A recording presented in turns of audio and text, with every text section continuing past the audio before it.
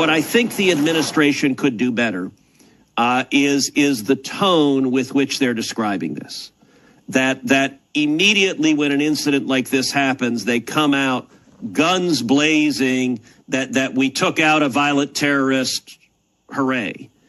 And the problem is, particularly for someone not paying attention, if you're being told this is a mom of three and there's no indication, she's not waving an ISIS flag or doesn't have a suicide vest around her, escalating the rhetoric doesn't help. You sure about that? You sure about that? 6 months ago, this same officer that opened fire today was dragged by a car. That's how dangerous their job is.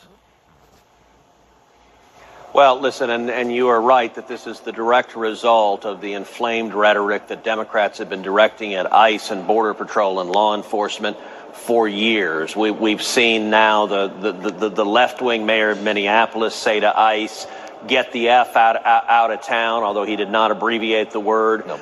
We've seen Tim Walz, the now disgraced Democrat governor of Minnesota, say that the state of Minnesota is at war with the federal government. You know what? When you use that kind of overheated rhetoric, when you call ICE officers Nazis or the Gestapo, which Democrats have done over and over and over again, you end up seeing what we're seeing all across the country, which is acts of violence directed at law enforcement.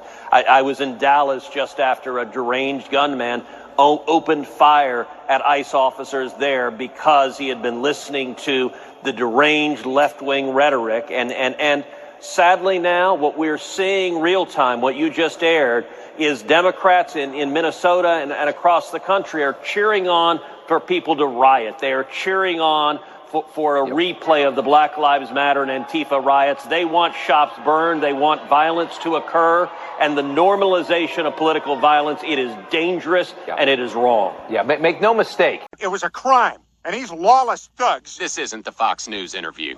I call him Lion Ted. He's Lion Ted. And, that's his name.